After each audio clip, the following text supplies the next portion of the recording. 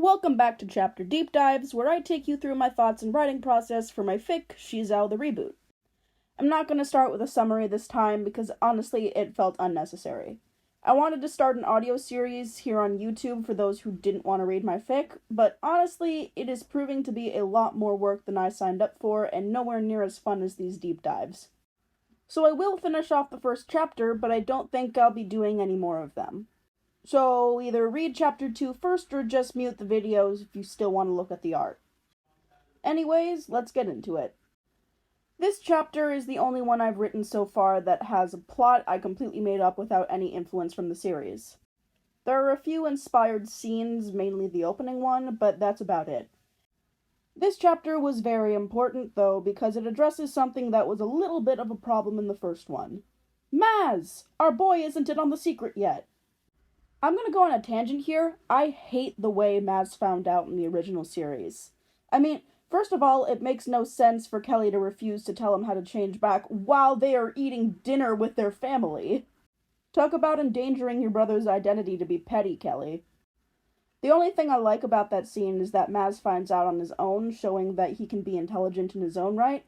But then they have Maz laugh at Guy when they go down to the lair and he sees him in the suit. I'm sorry, Maz, ignoring the fact that this kinda sucks of you, you are in a real-life superhero lair. That is not what you should be focusing on. Also, the whole thing kind of felt like an afterthought.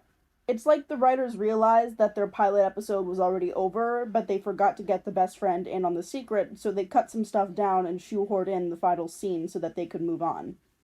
Well, I say nuts to that, and now Maz finding out is getting its own dang chapter. So we begin with Guy and Maz riding on a half-pipe outside the house when Kelly interrupts them again, this time insisting that Guy needs to come in for training. Not to toot my own horn, but I really like this scene because I wrote the dialogue so that they're talking about homework instead of training. You know, to keep Maz out of the know. And they get bitchy about it real quick. You thought the dysfunctional relationship stuff would cool down? Oh, you bright-eyed fool. Anyway, the twins' mom calls them in for lunch before any real fighting can happen, and they invite Maz in as well. Side note, but Maz is basically a part of the Hampton family already. Drusha has all but adopted him. The boy practically lives there. They sit down to eat, and Drusha does her toast, so we can still get the iconic scene from the show of Kelly teasing Guy and Guy kicking her under the table. Unfortunately, without her shooting into the kitchen. But this is where the similarities end. After eating, Kelly drags him down to train, and we get to see the tiny detail that my version of Guy wears fingerless gloves all the time to hide the ring. Because I thought that would be cool. Anyway, hero training montage. I used this scene to introduce and clarify all of his different powers and tools, including a few of my own design. The lack of continuity in the original show made for a phenomena where Guy basically had any gadget that the plot needed him to. And don't forget about that talking animal power that the show completely forgot about after the episode it debuted in. I decided I wanted a more limited number of gadgets for him to choose from. And, as I said, I added a few of my own like the perfume smoke bombs and ribbon dispensers. Gonna come out with a disclaimer here, that gadget was very much inspired by another SheZow Reboot fic I came across one day. That fic also inspired a few details like Timmy being more morally complicated, but that's for another video. So anyways, we continue training. I give Guy a ponytail for practicality that one of my fave commenters was very appreciative of. Guy pulls a goof, Kelly rejects his goof, and then fighting happens. Guy is mad at her because she keeps popping these training sessions on him when he's spending time with Maz. On purpose. Kelly defends herself by stating that he needs to pull back from Maz or he could be compromising his identity. Guy says he doesn't care. Then Kelly comes in with a low blow, asking him how he thought Maz would react to seeing him dressed this way. And Guy storms out because what the hell, Kelly? One aspect of this story I also love is how I've basically turned Sheila into their mom. She's reeling them in and mediating their fight so much, and do I need to bring up the part where she wipes lipstick off of Guy's face? An interesting meta detail to think about in relation to this is that Guy is the youngest SheZow she's had to deal with in a long time. But the earliest ones were actually very young when they inherited the ring, so this is kinda a sweet little reminder to her. She's a little less mentor and a little more mothering with him, like she was initially meant to be. And by extension, she's the same way with Kelly. So Guy dips and finds Maz chilling on the couch, so he grabs Maz and dips with him. They go to the mall to goof off, and uh-oh! Danger is being sensed. He does the only logical thing and dives into a coat rack, where he gets a short explanation on what SheSP is. One fun note about SheSP, but it's apparently the only power Guy has when he isn't SheZow, which I think is so cool. And y'all might have noticed that I described it in the same way I described his weird feeling from Chapter 1. That was on purpose. I kinda like the idea of him already having a slightly manifested power before he puts on the ring, because the ring is reaching out to him as its next user. So, danger is going down and the lights shut off. And here is where we have the intro to one of the first OCs I've added to this series. A walking flashlight. I'm gonna be real, I kinda made her and her sister up on a whim and fleshed out their story as I went. Also, in the spirit of linking antagonists neatly into your story, I made their plight and solution be based on communication compromises and telling the truth. The same issues our protagonists are facing right now. Guy saves a girl from Fawn, Flashlight Girl, and Fawn promptly kicks his ass a bit, cause, what do you know, Light Girl can move at the speed of light. Well, at least everyone has evacuated. Oh shit, Maz stayed behind to try and find Guy. Guy tries to convince him to leave, but that's hard to do when you can't talk. Here's the fun part about fixing plot holes. Doing so creates new storylines that makes your story more interesting.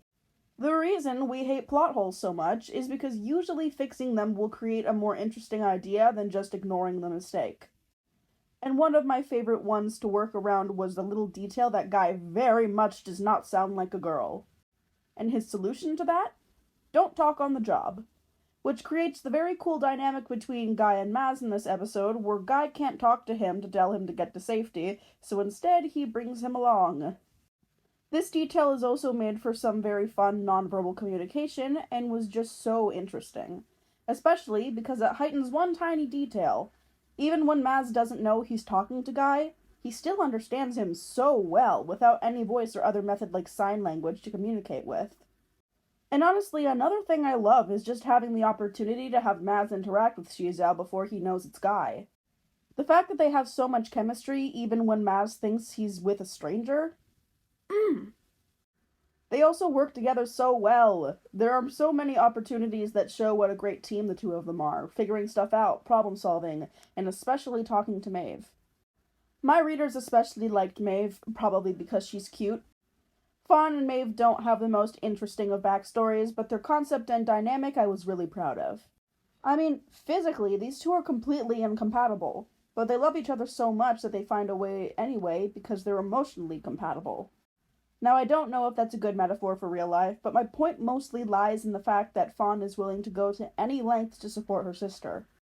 And Maeve doesn't want her to hurt herself to do that, which she is. It's a tough situation that needs to be communicated about freely. But the lack of communication, and listening on Fawn's part, causes the biggest conflict in the chapter. This fight scene was so fun to write. If I had the skill or patience, I would try to animate it, because there is so much going on and all of it is awesome. Fawn's speed is so great that she's throwing Guy around and actually posing our hero a threat for the first time. This girl knows how to utilize her powers. And Guy is new, but he's really holding his own, getting creative, using what he has to his advantage, learning from his mistakes. And he makes quite a few in this fight that Fawn takes full advantage of. This fight is so messy, and I love it so much. And it is, in fact, the first fight that Guy loses. Maz and Maeve interrupt them before Fawn can actually hurt him, and Maeve tells her sister how she feels. The two of them leave, and Guy tries to make his exit, only Maz calls out his name. His real one. Yeah, I kept the part where Maz found out on his own. I felt like it fit. But instead of him laughing at Guy, Maz expresses relief that he's safe and ecstasy that he's best friends with the superhero. Maz being much less hung up about masculinity is something portrayed throughout the whole story, and a character change that I thought fit well. It's a good contrast to Guy and also shows him that being this way isn't bad. Maz is definitely his healthiest relationship so far. And honestly, for a best friend / love interest, that's kinda what you want.